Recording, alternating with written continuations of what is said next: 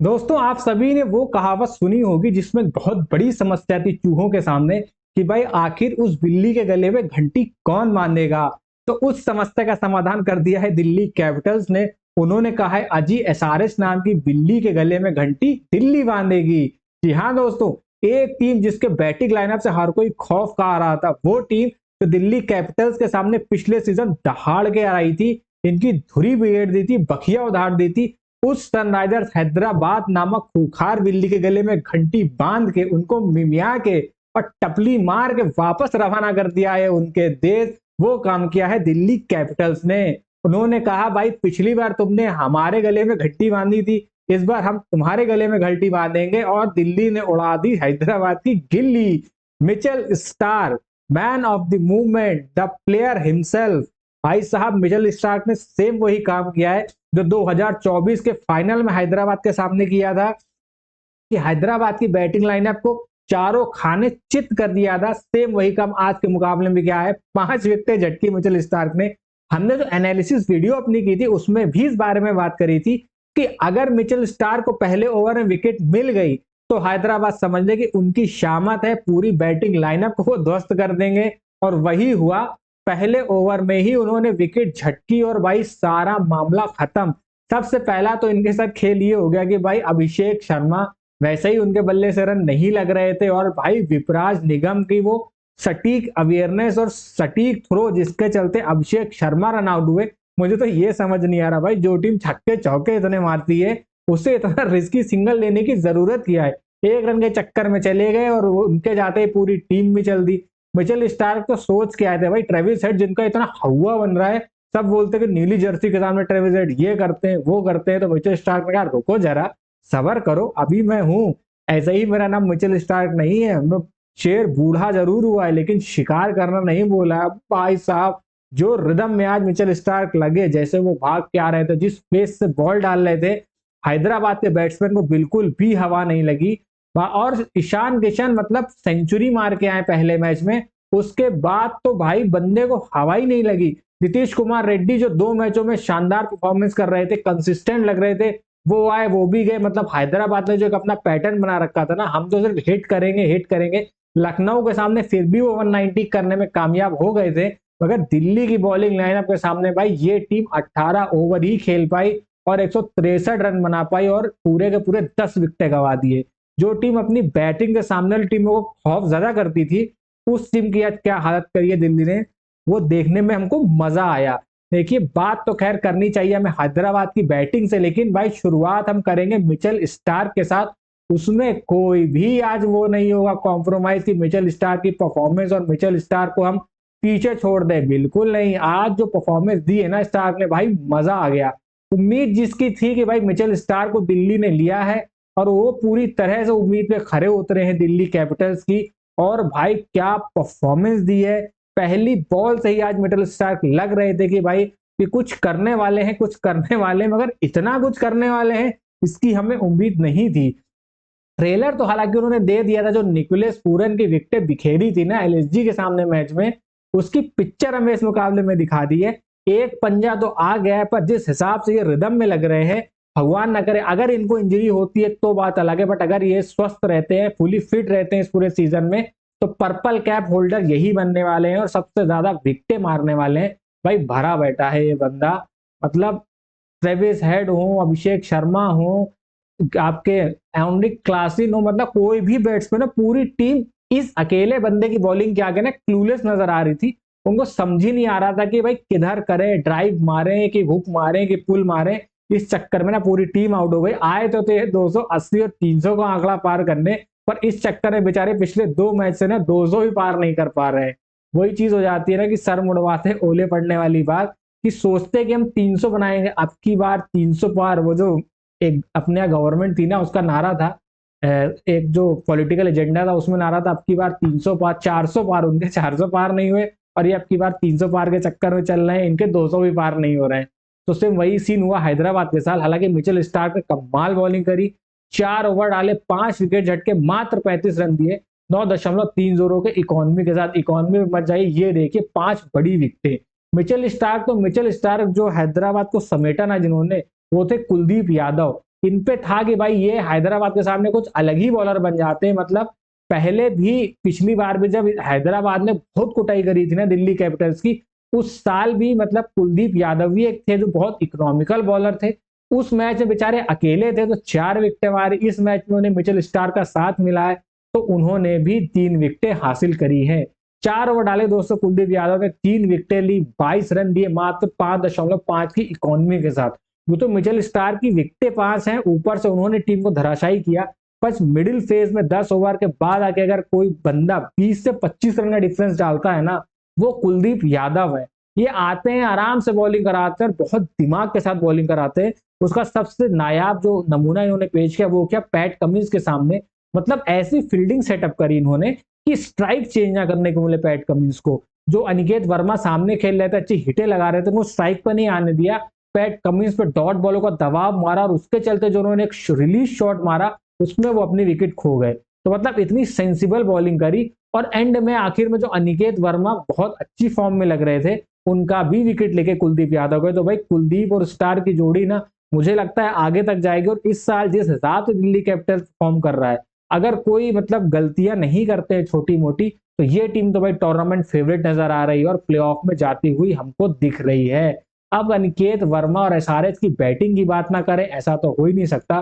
भाई ये युवा बल्लेबाज, इसकी अलग ही कहानी है, उस पर हम कभी और चर्चा करेंगे। मतलब लेकिन ये बोलते हैं ना कि अपॉर्चुनिटी मिलना, देखिए अपॉर्चुनिटी तो रॉबिन मिंस को भी मिली 2 मैचों में, वो उसको भुना नहीं पाया। पर अनिकेत वर्मा को पहले मैच से उन्होंने दिखाया, पहले मैच में सिर्फ एक छक्का मार पाए तो एक छक्का मारा, वहीं से दिखा दिया बंदे में कितना पोटेंशियल है। उसके बाद दूसरे मैच में ताबड़तोड़ 30-35 रनों की पारी खेल के गए, वहां जरूरत थी। और आज टीम को एक ऐसे प्लेयर की जरूरत थी जो मुसीबत से उबारे। तो अकेले इस बंदे ने 41 बॉल में 74 रनों की पारी खेली, जिसमें 5 चौके और 6 बड़े बड़े छक्के शामिल थे 180 के स्ट्राइक रेट के साथ। फिर चाहे मिचेल स्टार्क हो, मोहित शर्मा हो, मुकेश कुमार हो, इनफैक्ट कुलदीप यादव तक को उन्होंने नहीं बख्शा। हर बैट्समैन को, अब हर बॉलर को इन्होंने आड़े हाथ लिया। पर वो है कि एंड में आउट हो गए अपनी टीम को, मतलब जो 163 का स्कोर इनका बना था। हाँ, अगर इनकी विकेट कुलदीप यादव ना लेते, ये बने रहते, तो शायद ये 163 आपको 183 से 190 तक जा सकता था। क्योंकि वे 16वें ओवर में ही आउट हो गए, 15.5 ओवर में आउट हो गए जब टीम का स्कोर 148 रन था। ये 8वीं विकेट के रूप में गिरे थे। तो उसके बाद भी 24 गेंदें बचती थी और जिस हिसाब से ये खेल रहे थे, तो कहीं ना कहीं जो हैदराबाद की टीम 20 ओवर भी नहीं खेल पाई, 163 रन बना पाई, वो 193 या 194 की तरफ जा सकता था। पर दिल्ली ने जिस हिसाब से बैटिंग करी ना भाई, वो बिल्कुल कंफर्टेबल लगे, कोई भी परेशानी उनको हुई नहीं। ओनली क्लासिन ने भी इनका साथ दिया, उन्होंने भी भरपूर कोशिश करी कि भाई अपना जलवा बिखेरे, 70-80 रन की पारी खेले, ताबड़तोड़ पारी ओनली क्लासिन ने भी खेली। लेकिन फिर बोलते हैं ना, मोहित शर्मा, एक्सपीरियंस काम आता है, मोहित शर्मा की डिलीवरी, और उन्होंने इनको अपने जाल में फंसाया। मुझे लगता है अगर मोहित शर्मा इस टीम में ना होते तो शायद ओनली क्लासिन 10-20 रन और बना जाते। बट मोहित शर्मा ने इनको जाल में फंसाया, बहुत दिमाग से इनको सेटअप किया और इनकी विकेट हासिल करी। ओनली क्लासिन ने 19 बॉलों में 32 रनों की पारी खेली, जो 2 चौके 2 छक्के शामिल थे 168 के स्ट्राइक रेट के साथ। इसमें दोस्तों एक छक्का तो वो था जो कुलदीप यादव की पहली बॉल पर इन्होंने लगाया था। भाई क्या शॉट था वो, देखने लायक। तो ये क्लास है ओनली क्लासिन की। हालांकि ज्यादा नहीं कर पाए, बट फिर भी जिस हिसाब से टीम की नीड थी उस हिसाब से 32 रन की इन्होंने एक अच्छी पारी खेली। भाई 163 रन बोर्ड पे लग गया था। अब बात थी कि दिल्ली कैपिटल्स क्या करती है, किस अंदाज में इसको चेस करती है। क्योंकि लखनऊ सुपर जायंट के सामने जब ये टीम चेस करने आई थी तो पूरी तरह से निस्तु नाबूद हो गई थी। 5 विकेट तो उन्होंने 65 रन पे ही खो दिए थे अपने। तो कहीं ना कहीं उस आंकड़े को देखते हुए शायद हैदराबाद के मन में उम्मीद होगी, पर उनकी उस उम्मीदों पे पानी फेर दिया भाई फाफ डुप्लेसिस ने। इस बंदे ने आते ही मोर्चा संभाला। सबकी नजरें थी जेक फ्रेजर मैकगर्ग पे कि मैकगर्ग आएंगे, आड़ा तिरछा बल्ला चलाएंगे और हमको लपेट लेंगे। पर मैकगर्ग ने भी दिमाग लगाया, बहुत सेंसिबल इनिंग उन्होंने खेली। बट फिलहाल फोकस करते हैं फाफ डुप्लेसिस के ऊपर। भाई बंदे ने दिखा दिया, मेरी उम्र भले 40 के ऊपर हो पर दम अभी भी है, मुझे हल्के में मत लीजिए। मैं लीग जो टूर्नामेंट्स होते हैं ना उनका बादशाह हूं। 50 रनों की इन्होंने पारी खेली मात्र 27 गेंदों में, 3 चौके 3 छक्के शामिल थे, जिसमें 185 के स्ट्राइक रेट के साथ। और पूरा मुकाबला जो है ना हैदराबाद से अकेले ही उड़ा के ले गए। मतलब जिस टाइम में बैटिंग कर रहे थे ऐसा लग रहा था कि 12-13 ओवर में ही निपटा देगा दिल्ली और अपना रन रेट में बहुत इजाफा कर लेगा। बट अच्छी बैटिंग करी जेक फ्रेजर मैकगर के साथ। एक तरफ ये आड़े हाथ ले रहे थे हैदराबाद के बॉलर को, वही मैकगर्क ने भी तेजी से रन बनाया, अपना पूरा टाइम लिया, वो आउट ऑफ फॉर्म चल रहे थे, बॉल स्टार्टिंग में बैट से पिछले मैच में नहीं लगी थी, तो टाइम लिया, सेंसिबल खेलो। डुप्लेसिस ने भी कहीं ना कहीं इनको वो टाइम दिया और इनके ऊपर सारा दबाव सोख लिया।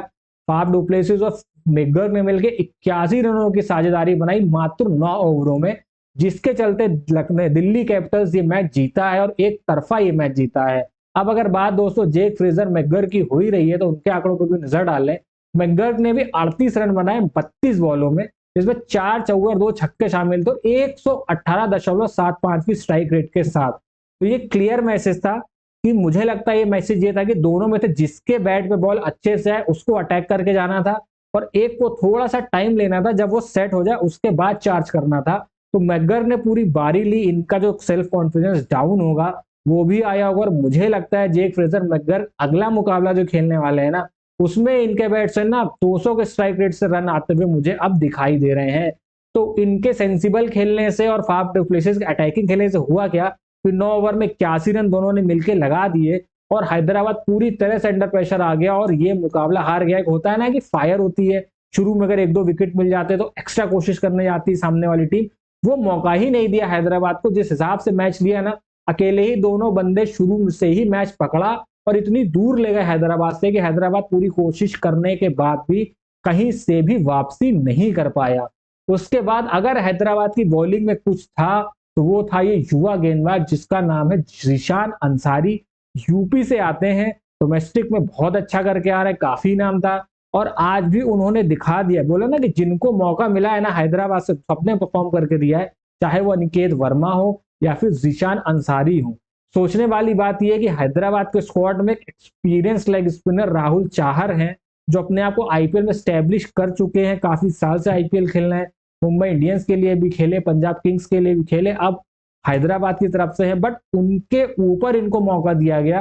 तो ये आप सोच सकते हैं कि टीम को इस युवा गेंदबाज के ऊपर कितना कॉन्फिडेंस रहा होगा और उन्होंने प्रूव करके भी दिया। दिल्ली कैपिटल्स से अपने 3 विकेट खोए और तीनों के तीनों विकेट ना जीशान ने लिए। 4 ओवरों में 3 विकेटें झटकी इन्होंने मात्र 42 रन देके। इकॉनमी 10.5 की है, उस पर नजर मत मारिएगा क्योंकि भाई किसी और ने इनका सपोर्ट नहीं किया और तीनों के तीनों बड़ी विकेटें हैं जो कि Faf du Plessis, Jake Fraser McGurk और केएल राहुल। भाई केएल राहुल के साथ तो क्या हुआ, लुकिंग लंडन टॉकिंग टोक्यो वाला हिसाब हो गया। मतलब बॉल लेग साइड पे टिप्पा खाई तब तक उनकी आंखों के नीचे थी, लेकिन उसके बाद बॉल ऐसी टर्न होके अंदर हुई ना कि एकदम से आंखों से ओझल और स्टंप उड़ा के चले गई, मतलब बोल्ड मार दिया केएल राहुल को। तो भाई केएल राहुल भी शॉक्ड थे उस बॉल के ऊपर। तो इस बंदे ने भी अपनी क्लास देखा है। अगर हैदराबाद की बॉलिंग में किसी ने आज इंप्रेस किया है तो वो जीशान अंसारी ने किया है, बैटिंग में किसी ने इंप्रेस किया है तो वो अनिकेत वर्मा में किया है। कुल मिला के देखा जाए तो युवाओं ने आज इंप्रेस किया इस टीम से, बट जो उनके सीनियर खिलाड़ी थे उन्होंने कहीं ना कहीं निराश किया है, लेट डाउन भी किया है। बॉलिंग पूरी तरह से फीकी रही, पैट कमिंस से भी कुछ नहीं हुआ, मोहम्मद शामी भी रिदम में नहीं दिखे और आज तो हर्षल पटेल भी विकेटलेस गए। तो कुल मिला के दोस्तों दिल्ली कैपिटल्स ने चारों खाने चित कर दिया हैदराबाद को, जो ऑन पेपर इतनी खतरनाक लग रही है। पहला मैच जो उन्होंने राजस्थान के खिलाफ खेला उसमें इतनी खतरनाक लगी, वो जितना हवा बना हुआ था ना हैदराबाद का, बबल बना हुआ था, कहीं ना कहीं फूटता हुआ नजर आ रहा है। अब मुझे लग रहा है कि हैदराबाद फ्रेंचाइज कुछ तो सोचेगी कि इतना अटैकिंग भी नहीं खेलना चाहिए जिसकी वजह से उनके साथ दिक्कत हो जाए। तो दोस्तों ये था पूरा मैच का सूरत हाल कि दिल्ली कैपिटल्स ने हैदराबाद को हरा दिया है और 7 विकेटों से मुकाबला अपने नाम कर दिया है। पॉइंट्स टेबल पे अगर आप दोस्तों नजर डालोगे तो पॉइंट्स टेबल पे दिल्ली कैपिटल का सूरत हाल ये है कि 2 मैच वो जीत चुके हैं, 4 पॉइंट के साथ टेबल में दूसरे नंबर पे हैं। हैदराबाद की अगर आप बात करोगे तो टेबल में वो है आपके 9वें नंबर पे आ चुकी है और 8वें नंबर पे है हैदराबाद। 3 में से 1 जीत है, 2 हार है, -0.871 के पॉइंट रेट के साथ। तो दोस्तों ये था पूरा ओवरऑल एनालिसिस आप लोगों के सामने। तो मैं उम्मीद करूंगा कि आप लोगों को मेरा ये आज का एनालिसिस पसंद आया होगा। अगर आप लोगों को हमारा ये आज का एनालिसिस पसंद आया है तो वीडियो को कर दीजिए लाइक, हमारे चैनल को कर दीजिए सब्सक्राइब, ज्यादा से ज्यादा फैमिली फ्रेंड के साथ इस वीडियो को शेयर करिएगा। और हाँ दोस्तों, अगर अभी तक आपने हमारे चैनल सब्सक्राइब नहीं किया तो प्लीज प्लीज प्लीज सब्सक्राइब कर लीजिए। तो आज के वीडियो में बस इतना ही, फिर मिलेंगे अगले वीडियो में, तब तक के लिए नमस्कार, जय हिंद, बाय बाय।